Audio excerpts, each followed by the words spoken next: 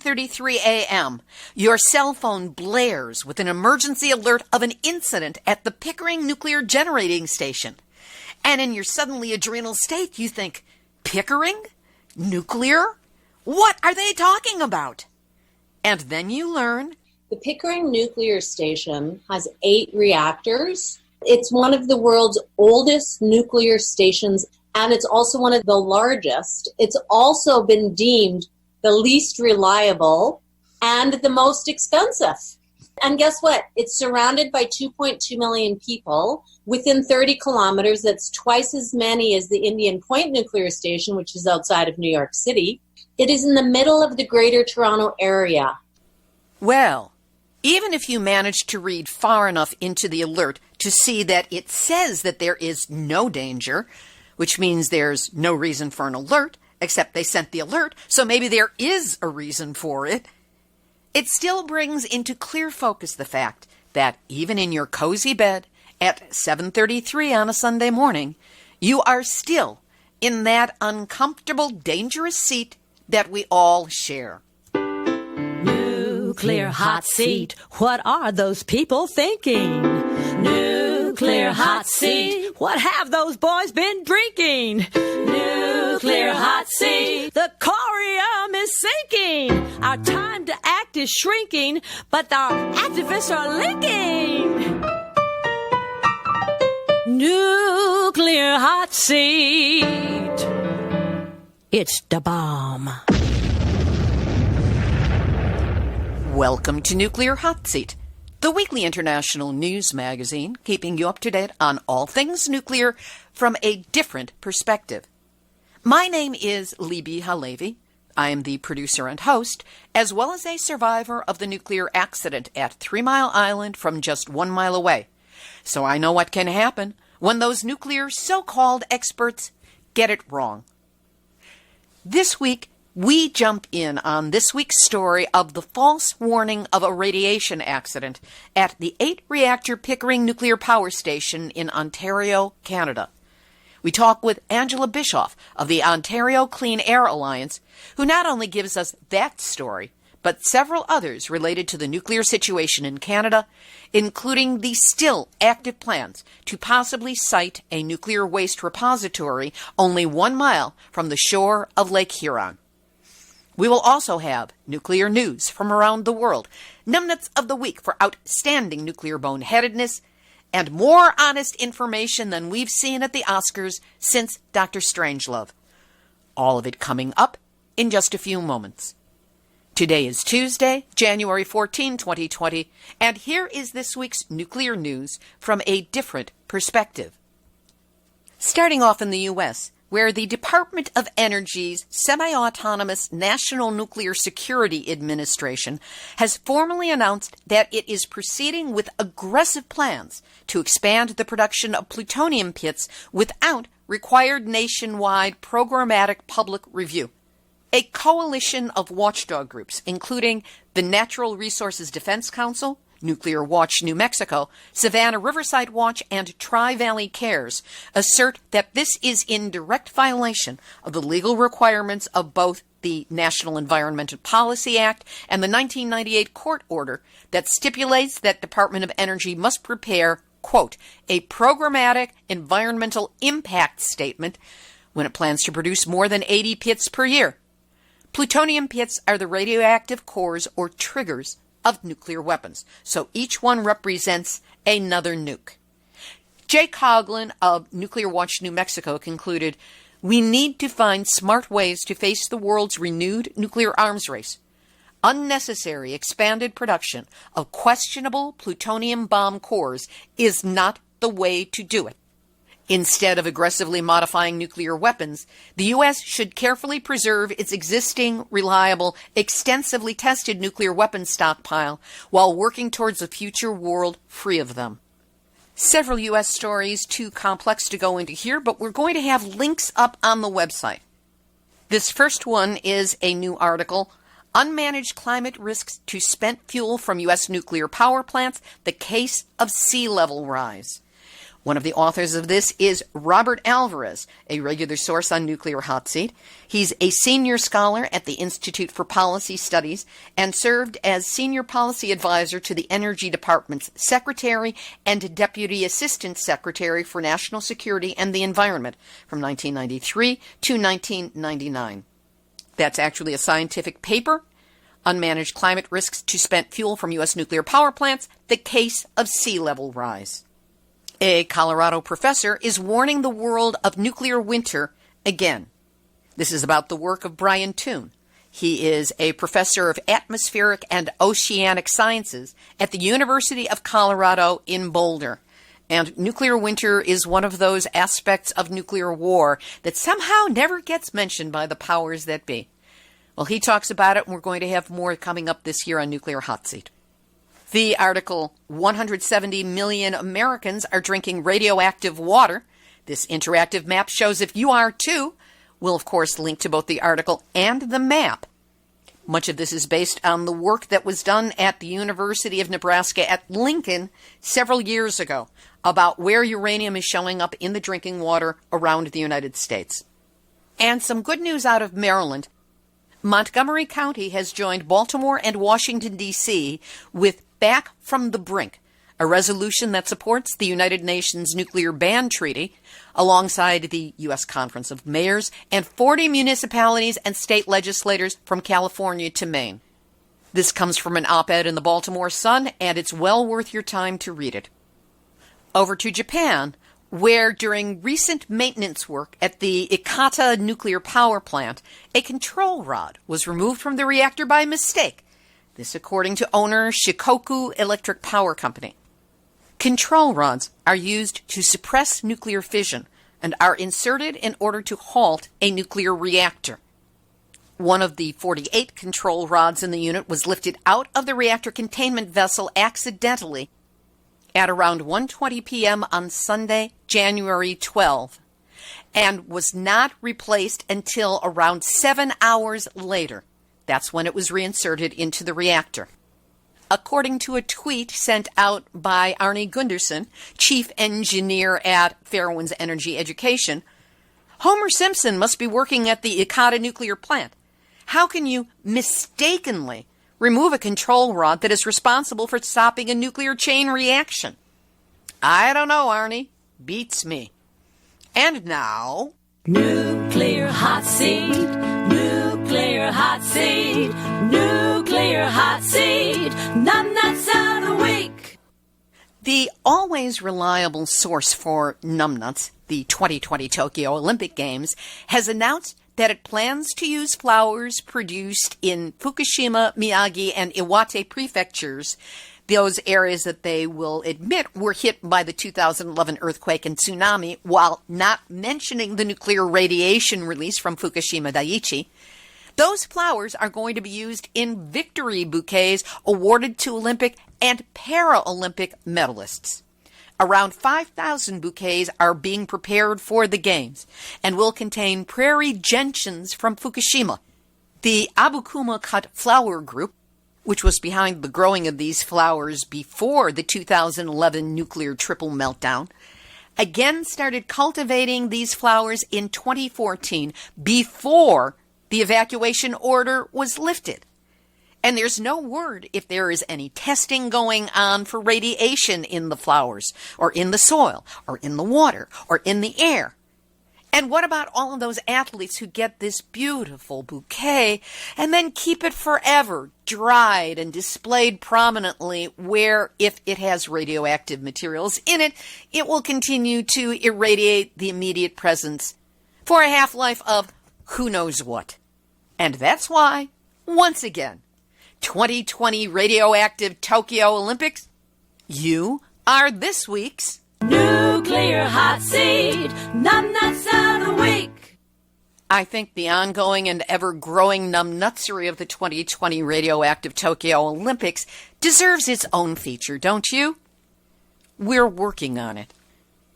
In Australia, citizens are becoming more concerned about the issue of transporting nuclear waste across the country in the age of brush fires.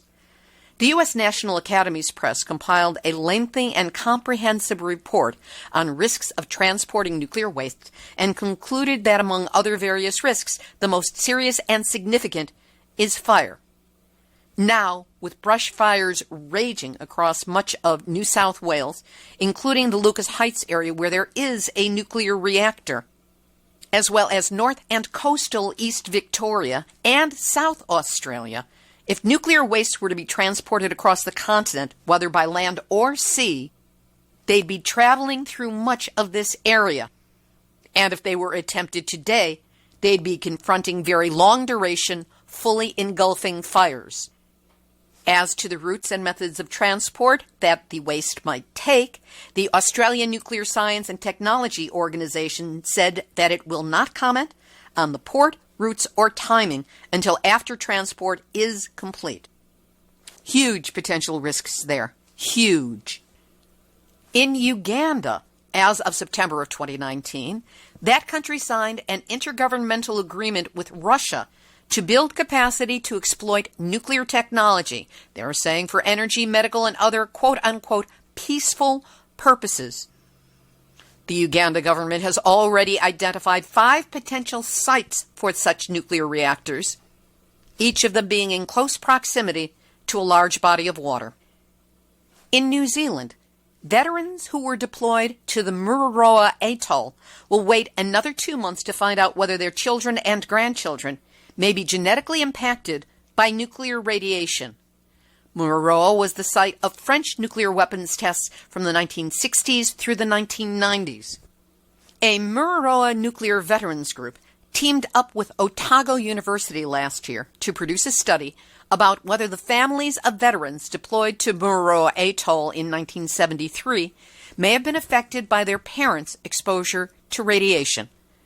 About 145 people participated in the study, which took 6 weeks. It is now being peer-reviewed for the New Zealand Medical Journal. A new United States law requires a probe of the Marshall Islands nuclear dump that's been threatened by rising seas. Congress is demanding that the Department of Energy investigate an aging, cracking U.S. nuclear waste dump threatened by climate change and rising seas in the Marshall Islands. This is part of the new National Defense Authorization Act signed in late December by President Donald Trump.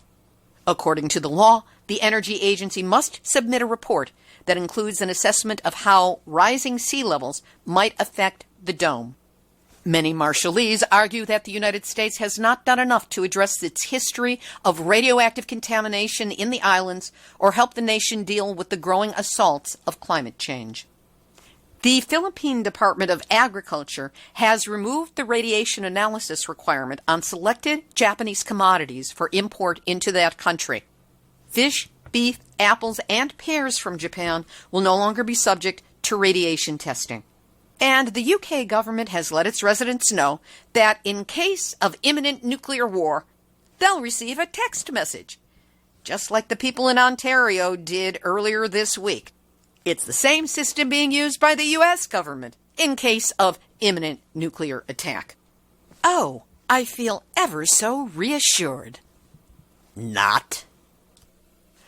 We'll have this week's featured interview in just a moment. But first, the pro-nuclear propaganda just keeps coming, thick and fast, setting up talking points that the casual reader or legislator or listener will catch in headlines and absorb as gospel truth, when it's really just the opposite. What is there to counter the lies of the nuclear industry? All the money and influence and smug, smarmy talking points? As you might suspect, I'm talking about this show, Nuclear Hotseat. Now in its 9th year, Nuclear Hotseat has been one of the only places where you can consistently get a 1-hour hit of honest nuclear information. We do this every week. Interviews with genuine experts, a roundup of international news with never enough time to give all the stories the time they deserve, numbnuts of the week, bad puns, sometimes a little bit of musical theater. Where else can you find all this in a weekly counterbalance to the nuclear industry lies? Of course, Nuclear Hot Seat has been operating for years on a budget that's less than what one nuclear lobbyist gets for 1 week of lunches with powerful legislators. And that budget is dependent on you, the listeners, to keep us going. So if you oppose nuclear and want to help get the word out, help us do so by sending us a donation. We make it easy for you to do. Just go to nuclearhotseat.com and click on the big red donate button to send a one-time donation or set up a monthly donation of any size. And to send us a monthly $5. This is for the budget conscious who still want to make your presence known. Just click on the big green donate button at nuclearhotseat.com. Please do what you can now, and know that whatever you do to help, you're keeping this show running, for which I'm deeply grateful that you're listening and that you care.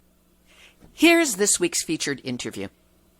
As you heard earlier in this show, Ontario in Canada got a real wake-up call on Sunday, January 12, when a warning of an incident at the 8-reactor Pickering nuclear facility was sent out to their cell phones at 7:33 in the morning and wasn't rescinded until 9:11 a.m.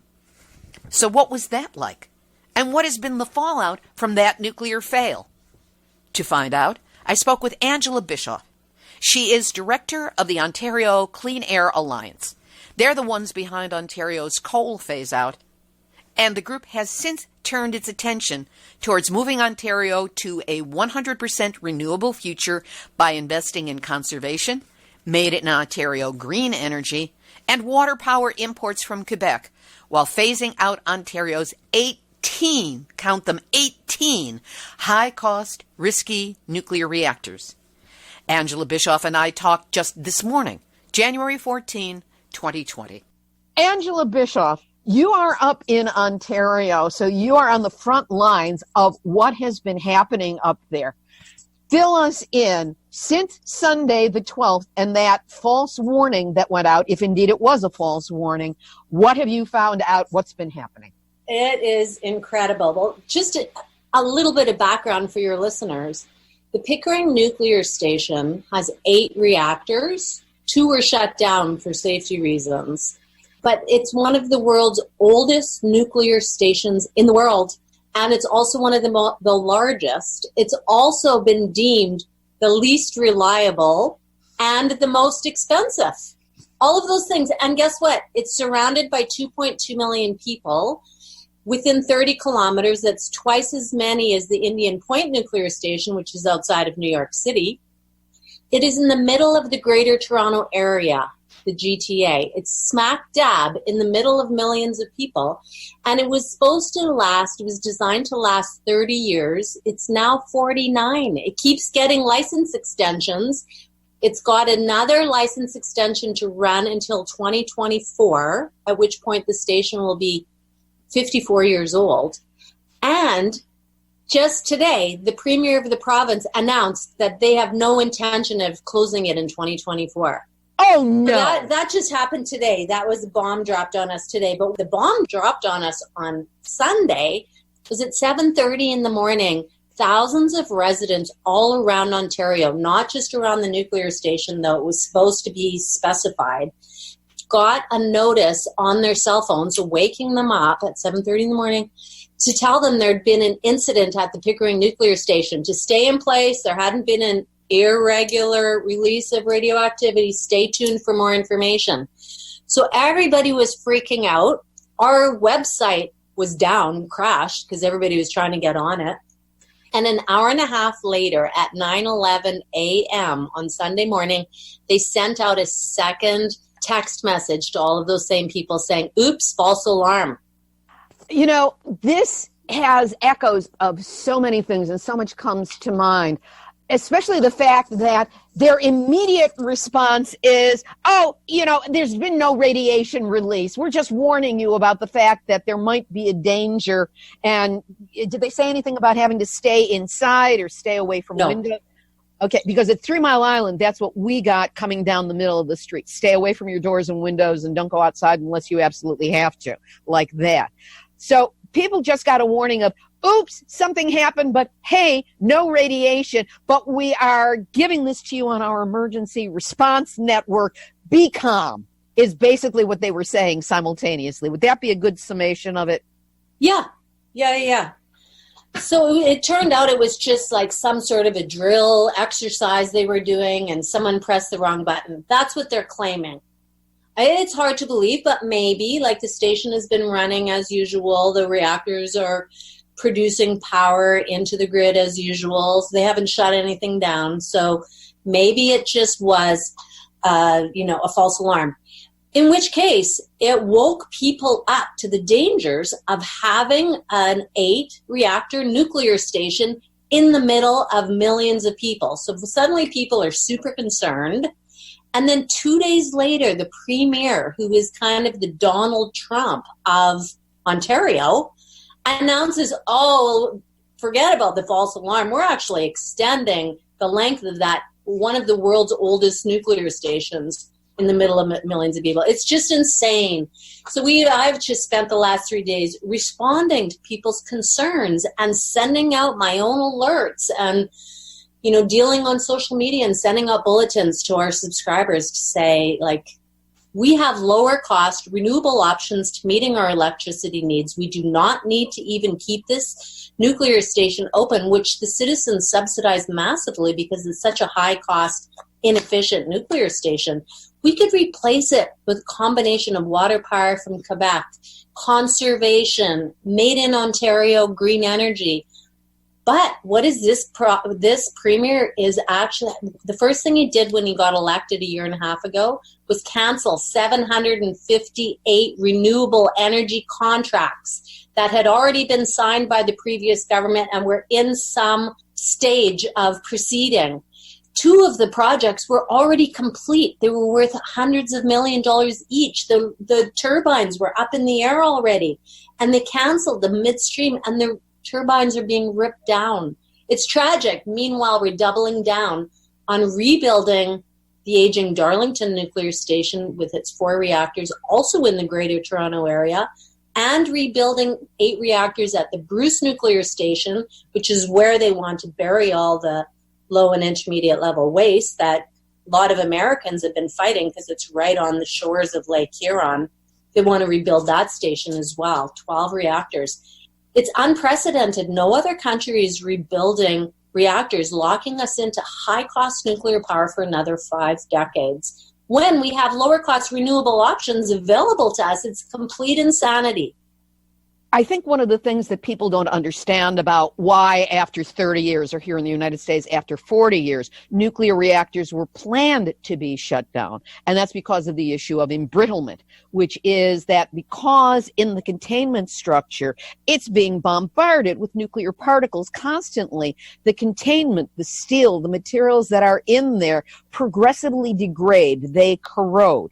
And when they were originally built, the engineers said, look, these things are only going to be good for, in the case of Canada, 30 years, in the case of the United States, 40 years, and at that point shut down. Well, in the U.S., across the board, there have been 20-year renewals going up to 60 years, and now Turkey Point down in Florida just got an extension to go to 80 years. And that's the beginning of the culmination of a campaign that was started back when I first got started with Nuclear Hotseat in 2011. They started a campaign called, very cutely, Is There Life After 60?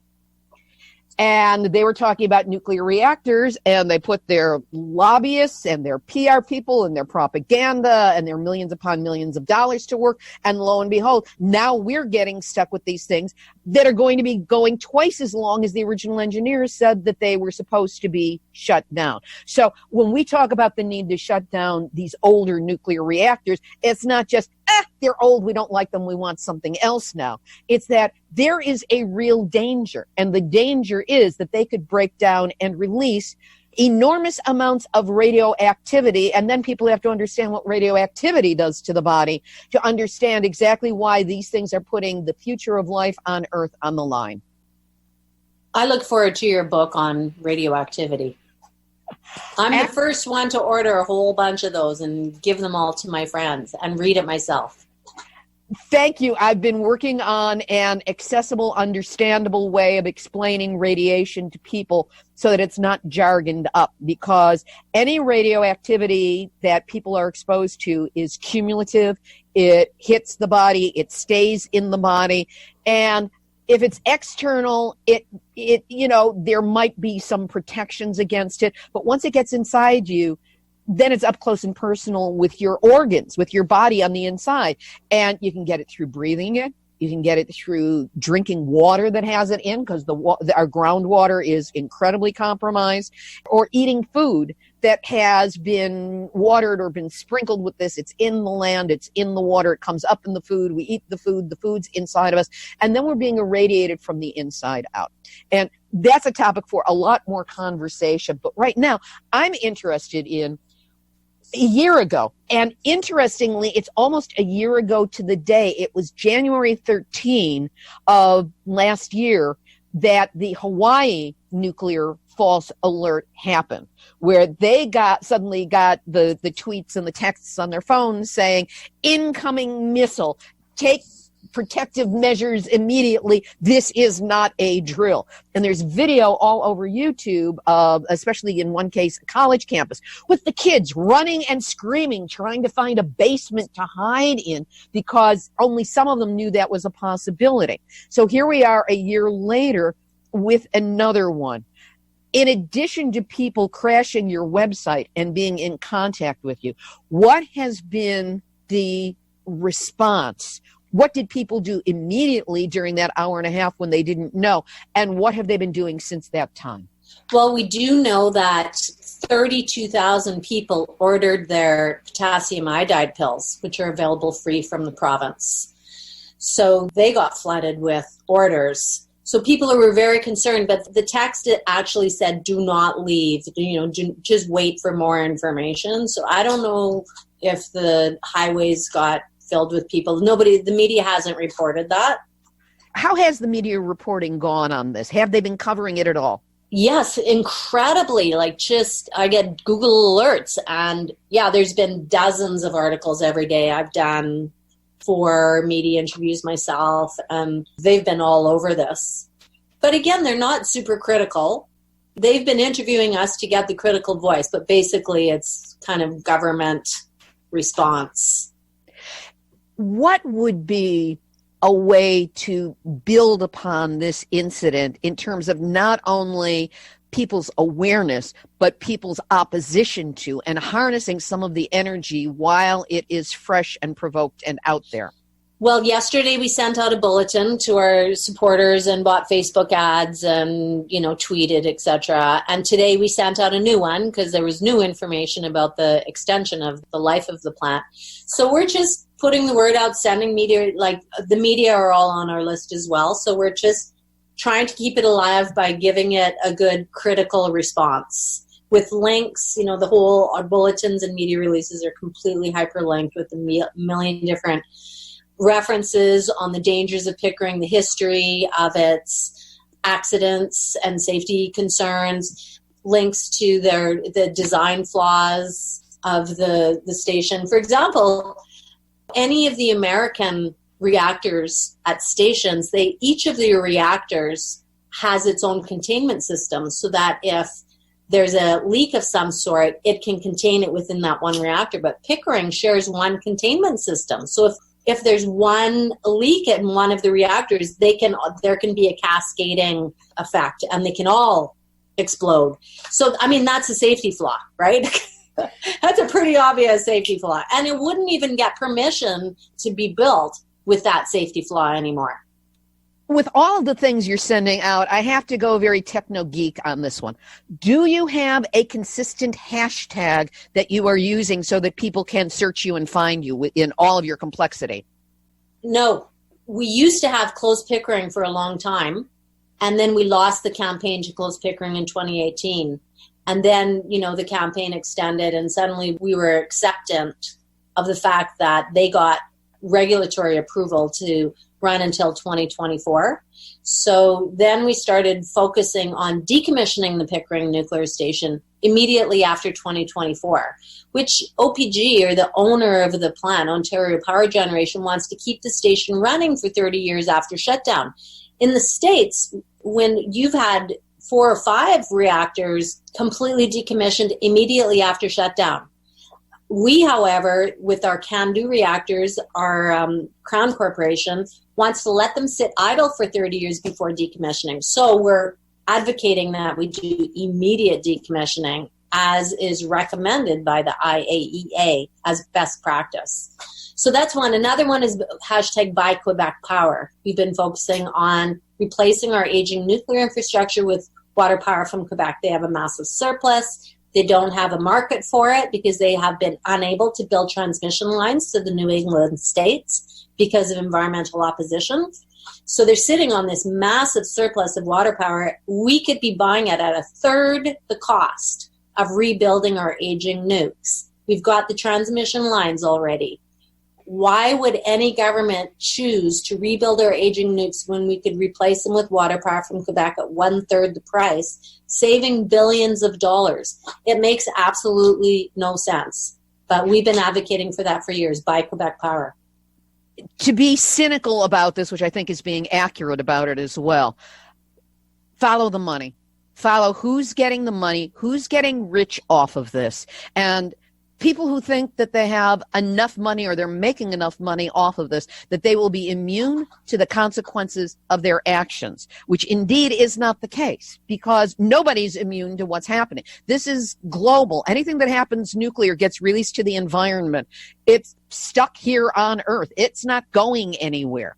So inevitably, what goes around comes around, quite literally, and they will be hit with it as well. Yet, I think that it's the short-term, short-sighted looking of people who do not have any concern about people or the environment, which is the byline that the U.S. Nuclear Regulatory Commission likes to take, that we protect people and the environment. Oh, there are more lies in that little statement than can be counted. But that what needs to be done is somehow raise people's awareness about what the dangers are. So let's do a little brainstorming here. What do you think people need to know, and how quickly and simply and elegantly can we state it so that they get the fact that they are putting not only their own lives right now, but really the future of everything on the line with this technology? For the most part, people are unaware that they even have 18 nuclear reactors in Ontario pumping out the majority of our electricity. We're the second most nuclearized jurisdiction in the world, and people are completely unaware that we have 12 nuclear reactors in the Greater Toronto area. Nobody knows that. And those who do, like they might know we have some stations, or they might have heard of Pickering, for example, they believe they're safe. And that's the meme that just gets repeated over and over and over. And it's because the media repeat it over and over and over. It's because the nuclear industry gives millions of dollars to the newspapers and to the radio stations and to the baseball conglomerates. And everywhere you go, you just see this, you're bombarded with this propaganda that nuclear power is safe and nuclear power is cheap.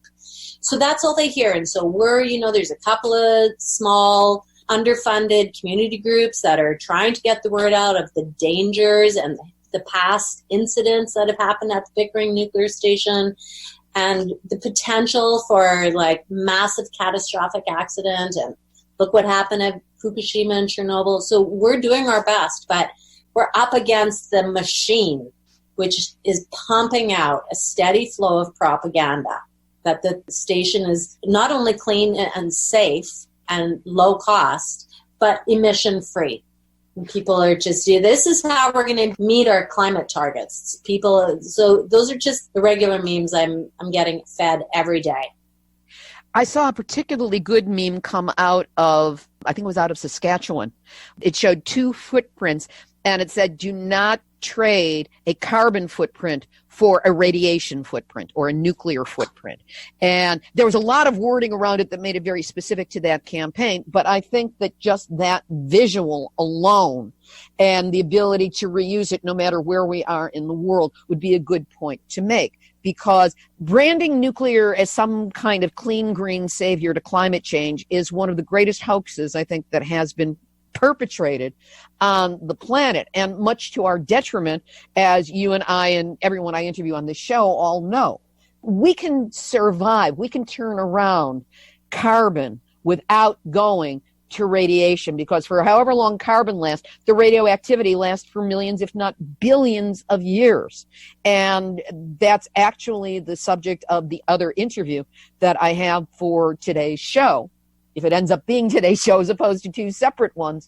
And that's with Carl Grossman, talking about how the entire planet has to be made a nuclear-free zone, meaning not only nuclear weapons, but also nuclear reactors, because nuclear reactors are the source of the plutonium, the man-made plutonium materials that can then be transformed into bombs. And any country that's got a reactor, in essence, has the raw materials for a bomb. Excellent. I can't wait to hear that. We've been going far afield here, but there are a lot of issues in Canada, and our two countries are butt up against each other. So what affects one affects the other. Where does it stand now in terms of the creation of the nuclear waste dumps? Most people are a little confused over this. There are several proposals for various waste dumps around the province, but the two that are most relevant to your question, one is for the low and intermediate level waste, and that's the one that they're proposing to build at the Bruce Nuclear Station on the shore of Lake Huron.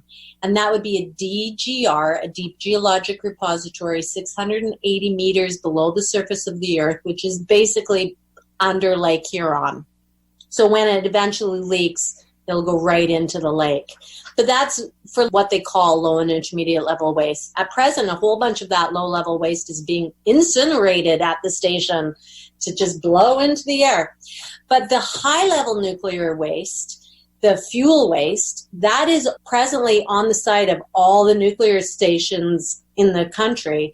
They have been looking for a site also for a DGR around the country. They started with 26 sites. They're down to 2. One is in northern Ontario, and the other is not at the Bruce Station, but in the county, like essentially right beside the Bruce Station. And so, you know, most of us are a little bit like, oh, sure, they're going to build one repository for all the low and intermediate, and then they're going to build another one a mile away for all the high-level waste. I doubt it. You know how expensive, they were talking billions of dollars to build these repositories. We expect that they're going to want to merge the two together and put the high-level waste also on the Bruce nuclear site on the shore of Lake Huron. Which, of course, is being opposed not only by municipalities surrounding the Great Lakes in Canada, but also in the United States. There was an extensive campaign that was done in various communities to write opposition to this, and there are well over 100 that is being coordinated to great extent through NEIS, Nuclear Energy and Information Service in Chicago. That's where they're based. So there are many campaigns against it. So what can people do? Those of us here in the United States, I have listeners literally around the world for Nuclear Hot Seat. What can we do to support you in Canada in turning this around? Well, there is a petition that people can sign called sosgreatlakes.org/say no. SOS Great Lakes should get you to the petition. And there has been a lot of opposition built in Canada. Entire municipalities, hundreds of municipalities have said no to the dump on Lake Huron, including hundreds of municipalities in the United States. It was coordinated by SOS Great Lakes, so you can see all the different municipalities that have signed on to that petition and onto the whole campaign to say no to Ontario Power Generation's plan to bury all of Ontario's low and intermediate level waste at the Bruce nuclear site on the shore of Lake Huron. That's what people can do to oppose that one. And we're just waiting word from the federal government for approval on that. And the federal government has also said that they want to get approval from the local First Nation there, the Saugeen Ojibwe First Nation, SON. And this SON has said that they will make a decision like this winter. We're expecting a decision from SON any day. And OPG has offered Son millions and millions of dollars, Now, essentially bribing them to accept it. Now, when you say San, It's a First Nation, Saugeen Ojibwe First Nation. The Bruce Nuclear Station is on their territory. So they essentially have veto over the burial. It's a First Nation community. It's a separate First Nation community that encompasses the Bruce Nuclear Station. And OPG has said they would give this First Nation community veto power over the project. And this First Nation is expected to make a decision on that anytime this winter. Wow. I can't even imagine the kind of pressure, be it personal or verbal or monetary or who knows what other promises there might be, that are being slung around right now to try and get them to agree to this. Now, ultimately, it is a federal decision, though. Like, even though it's OPG, the provincial Crown Corporation that wants to bury the nuclear waste, the low and intermediate level nuclear waste on Lake Huron, the feds, the federal government, will still have to sign off. But then the whole issue of the national NWMO, the Nuclear Waste Management Organization, they're looking for the site for all the high-level nuclear waste. And that one is a whole totally different story. And if they choose to also bury that at the Bruce Nuclear Station, or even if they choose the site, anyways, it's in the same neighborhood of the province as the Bruce Nuclear Station.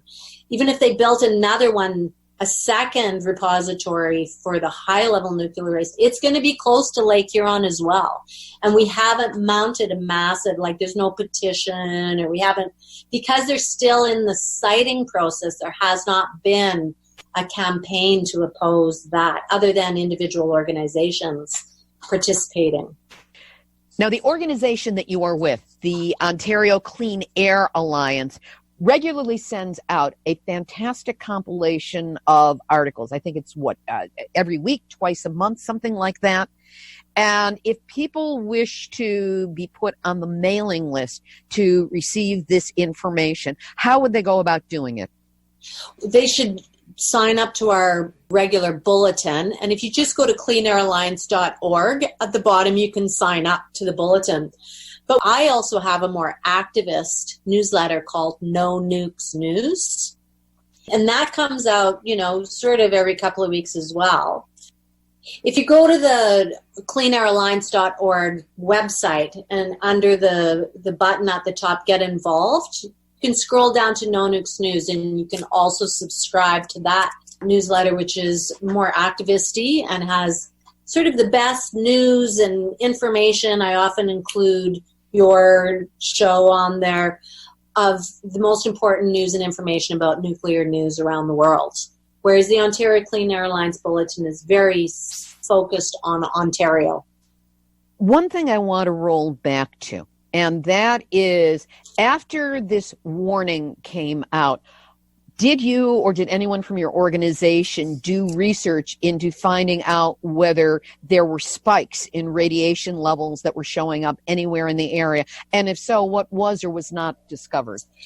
So no, we haven't, because it's just not our strength. We work more on policy.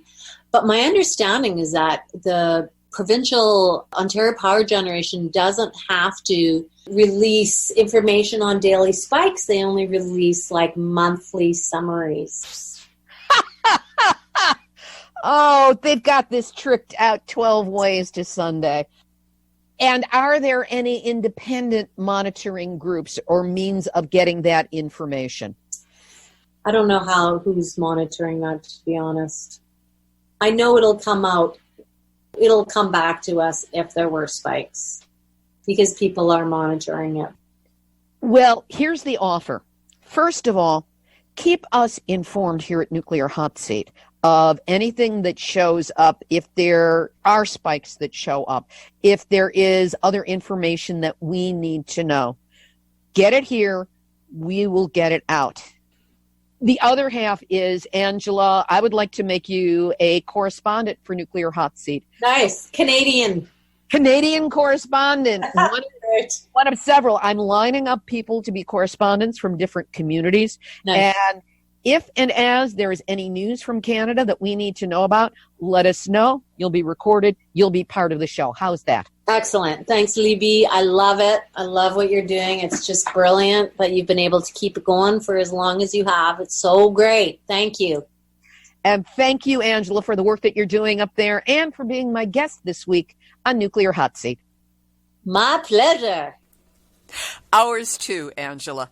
That was Angela Bischoff, who is director of the Ontario Clean Air Alliance and now Canadian correspondent for Nuclear Hot Seat. Activist shout-outs! A heads up that the Bulletin of the Atomic Scientists will host a live international news conference at 10 o'clock a.m. Eastern Time on Thursday, January 23rd, to announce the 2020 time of the Doomsday Clock. This is the clock that shows us how close we are, in their estimation, to nuclear annihilation. Speakers for the Doomsday Clock announcement will be former Governor of the State of California, Jerry Brown, Mary Robinson, Chair of the Elders, and former President of Ireland, as well as former UN High Commissioner for Human Rights, and Ban Ki-moon, Deputy Chair of the Elders, and former Secretary General of the United Nations. Any bets by how much closer it's going to change? Right now it's at 2 minutes to midnight. But I'm willing to bet it's going to be 1 minute to midnight or even shorter than that. While you're waiting for a week from this Thursday to come around so you can learn that news, know that the Bulletin has also published a very important article, which is the 6 best nuclear risk stories of 2019. A good compendium for background on why that clock is undoubtedly going to move closer to midnight this year. There was a great podcast interview recorded between Bruce Gagnon of the Global Network Against Weapons and Nuclear Power in Space and Carl Grossman, who is both a full professor of journalism at the State University of New York College at Old Westbury and our eminence grise when it comes to knowing all things nuclear going back decades.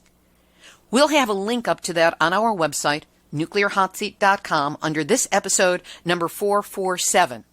And Carl Grossman is going to be our guest next week, talking about how Earth needs to be a nuclear-free zone, both weapons and reactors. And if you need a good example of why people need to know more about what radiation is and what it does and how little they understand, I turn your attention to this week's Antiques Roadshow. This was the episode with the Winter Thur Museum, Gardens, and Library, Hour 1. At the segment at the end, the feedback booth, a woman showed a small figurine of an angel that her grandmother put in her bedroom to watch over her. It glowed in the dark. The woman brought this artifact of her childhood to the Antiques Roadshow, and lo and behold, it turns out to be radioactive. So what does the woman say during this feedback booth tiny segment? She's still holding on to the little figure, now looking at it a bit disconcerted, and says, So, I guess I'll use some hand sanitizer and then bring it home. Sanitizer's not going to do it. And you have an ongoing risk of radiation exposure. Low level, but low level over a long time is as dangerous, if not more dangerous, than a large dose in a short time. And who knows where that little angel has been? Did you keep it in your pocket? Was it on a stand next to your head? Has it been passed around? Hand sanitizer's not going to do it. So either find a way to store it safely in a lead container, or contact your municipality's Hazardous Waste Management Center and find out the proper way of disposing of it. I don't care what memories it's got. If there are any weird health things going on with you or anyone else who's been exposed to this over long periods of time through the years, this might be the source. And if I were you, I would scrub not only your hands, but everything that thing has touched. People tend to think that they're safe from the effects of nuclear radiation, and let's just say, oh boy, none of us is. Here's today's final thought. and it comes off our featured story this week. I have come to understand that, as regards the public, the purpose of the nuclear establishment, be it government, the military, or the industry, their purpose is to manage panic in the populace should anything go wrong. Take last Sunday's text warning of a nuclear accident at the Pickering nuclear reactor site. In the initial warning, it contained the line, "There has been no abnormal release of radiation," the "no" in capital letters. So they raised an emergency alert while at the same time telling us there was no emergency there. But how could they make that analysis so quickly? But then, nuclear rarely, if ever, makes sense. Then there's the Hawaii incoming missile alert that happened almost exactly 2 years ago, on January 13, 2018, not 2019 as I referenced it in the interview. This one contained the words, "This is not a drill," in capital letters, when indeed it was a drill. Panic ensued. But in the wake of that incident, the Hawaiian Islands' entrenched resistance to a nuclear missile defense ramp-up largely disappeared. So the panic, even if it was inadvertent and unplanned, was still terrifying and was still managed to be of use to the nuclear powers that be. As part of that management policy, any irregularity at a nuclear facility that becomes public knowledge is immediately dismissed as no danger. They used to say no immediate danger, using immediate as a semantic get-out-of-jail-free card because radiation takes a while to show up in your body unless it's a catastrophic dose. That was a semantic point I hammered at regularly on this show, just about every week. And then suddenly, poof, the word disappeared from all nuclear discourse. I guess I should be flattered that they're listening. In any event, whenever anything goes wrong, they play the game of the demeaning, there, missy, don't worry your pretty little head about it. Mansplaining and gaslighting all of us until, in 3 to 5 years for thyroid nodules and cancers, 10, 20, 40 years or more for heart tumors and other diseases, we learned that there was a lot to be worried about. Just ask them in Rocky Flats, Colorado, North St. Louis, Piketon, Ohio, the Tularosa Basin in New Mexico, and so many other places. Now, I have twice experienced the panic of either being on the nuclear accident front lines or thinking I was. The first time, in 1959, I was living in Chicago when the White Sox won the American Baseball League pennant, and Mayor Daley, the first Mayor Daley, ordered air raid sirens set off as part of the victory celebration, something he failed to let anybody know about in advance. So when I heard them, I thought we were under attack by the Russians and didn't understand why my family was not running for the basement to hide from the nuclear bomb. We called it an atomic bomb in those days. That was another piece of rebranding.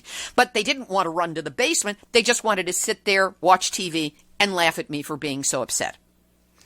The second time, as I say on every show, was when I was staying with friends 1 mile from the nuclear reactor at 3 Mile Island when that accident, the nuclear meltdown, happened. And let's stop calling it a partial meltdown. That's like saying it was partly pregnant. It was a meltdown. We listened to official reassurances and ignored the warnings of friends and families to get out. On the second day of the accident, I went walking around outside at the exact time that the radiation plume was being released, something that they didn't tell us about then and didn't admit to afterwards, and I didn't learn about until only 6 years ago, when I'd already been doing this show for over 2 years. In the first case, with the White Sox, I experienced full-on nuclear panic for no reason other than a politician's ego. But in the second, allowing my initial nuclear panic to be managed and manipulated by the vested interests that be led to years of health impacts I did not understand, as well as my decision not to have children. Be it managed or unmanaged, fear and panic are the logical responses to anything nuclear, especially when it goes awry. Our challenge, as an ever more aware public, is to take those instances of panic and use the energy that is released by it to fuel our pushback to the greedy, irresponsible weapons and power industry, they're one and the same, that has put us and the future of our planet at risk. The opposite of panic is focused anger at whatever was used to panic us, that it exists, that it is a runaway technology, and that the people who perpetrate its unending evils upon us think they are immune to the consequences of their actions, when they are most certainly not. And neither are we. None of us. So don't let yourself be managed or frightened out of a reasonable anger response to an unreasonable technology. Because if we don't fight back, the nuclear bad guys have won. This has been Nuclear Hot Seat for Tuesday, January 14, 2020.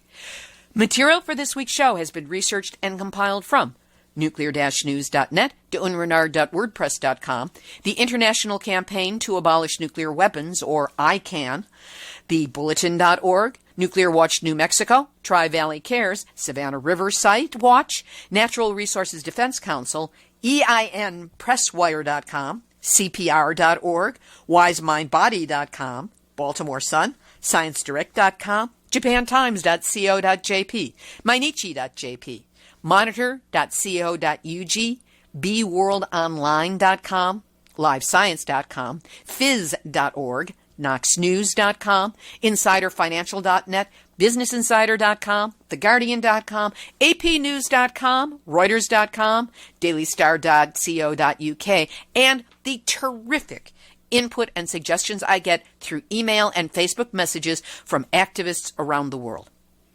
A reminder that Nuclear Hot Seat is available on all your favorite podcast platforms, so what are you waiting for? Subscribe so you get the show every week. And if you'd like an even easier way to get the show, go to our website, nuclearhotseat.com, scroll down to the yellow box, and put your first name in and your email address, and we will send you the link every week by email as soon as it posts. I want to thank all of you who are listening and joining Nuclear Hot Seat. We have listeners and followers around the world in 123 countries on 6 continents, and we also have a growing network of broadcast stations around the United States, especially community broadcast stations, that are carrying the show. Whatever you can do to share it, to post it, to make your local community radio stations aware of it, please do so we can continue growing our awareness and know the actions to take. Now, if you have a story lead, a hot tip, or a suggestion of someone to interview, like I said, send an email to info@nuclearhotseat.com. It's a much better way to get information to me than that Facebook messaging. And if you appreciate weekly verifiable news updates about nuclear issues around the world, take a moment to go to our website, nuclearhotseat.com, where you'll see a red button and a green button that will allow you to support our work. And we will be greatly appreciative of all your support. This episode of Nuclear Hot Seat is copyright 2020, Libby, Halevi, and Heartistry Communications. All rights reserved, but fair use allowed as long as proper attribution is provided. This is Libby Halevi of Heartistry Communications, the heart of the art of communicating, reminding you that as former U.S. President Ronald Reagan said, a nuclear war cannot be won and must never be fought. There you go. You have just had your nuclear wake-up call. So whatever you do, don't go back to sleep, because we are all in the nuclear hot seat. Nuclear hot seat. What are those people thinking? Nuclear hot seat. What have those boys been drinking? Nuclear hot seat. The corium is sinking. Our time to act is shrinking, but our activists are linking. Nuclear hot seat. It's the bomb.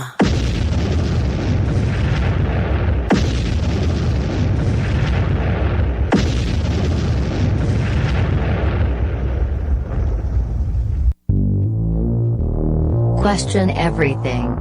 Intelligent radio for intelligent people. UCY.tv